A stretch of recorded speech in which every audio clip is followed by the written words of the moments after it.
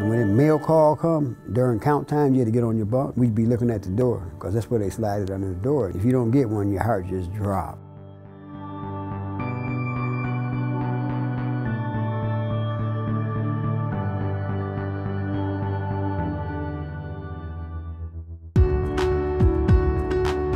It's the letter of encouragement that becomes the lifeline for them behind bars. If you think about the fact that less than 12% of prison population get regular visitors, it's very understandable how life-giving a letter can be. We know that there are 2.2 million people who are behind bars right now, 95% of whom will be released, which seems like great news.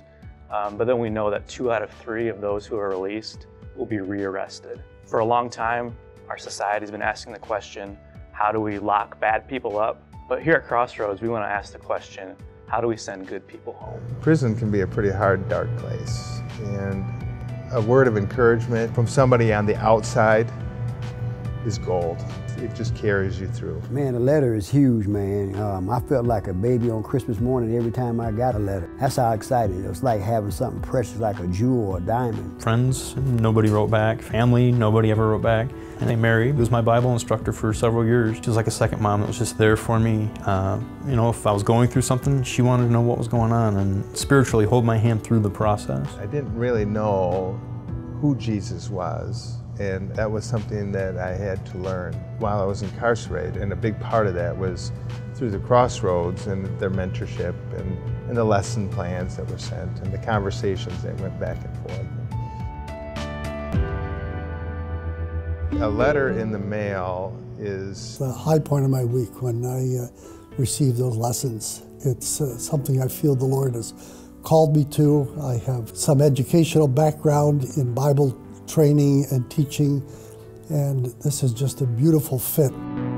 It kind of opened my eyes in terms of what is in the Bible about helping prisoners. It's pretty convincing that we have an obligation to help others and help those in prison.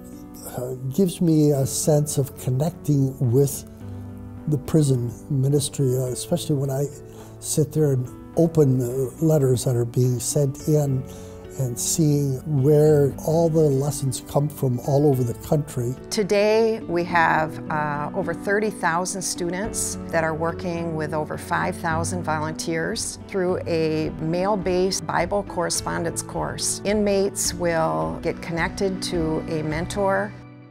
The basic program of bringing the church and church members as mentors in connection with prisoners in the prisons and the locations around the world. But the lessons are designed to build your relationship with Jesus and strengthen your relationship with the Father. 95% of these prisoners are going back to their homes by the end of their sentence.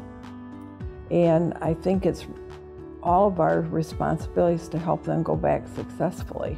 I don't care where you've been, I just care where you're going, and to come alongside of that person and help carry them through the coming days. Serve the lost and lonely, to reach out to the widow, to the orphan, to the prisoner, and that's what Crossroads does through the mentorship program, and I wanted to be a part of that. That's what we're supposed to do. I mean, it is biblical. Yeah, we invite you to be a part of a movement of churches across the world who are taking up the call to minister and to remember those in prison, writing a letter to those behind bars. You are actually visiting them.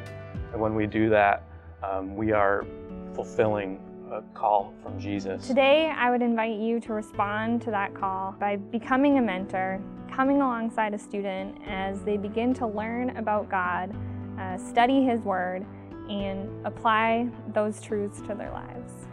For all the things that people did for my husband and for us, just it wouldn't be right if we didn't do the same. And I've been a volunteer for Crossroads in the prison ministry for about 25 years, and it's been quite a rich and rewarding experience. The Bible says, remember people in prison like you were there with them. I can't think of a more clear call that the Bible actually gives us, is to remember people in prison and to visit them in any way that we can, and that's what we do here at Crossroads.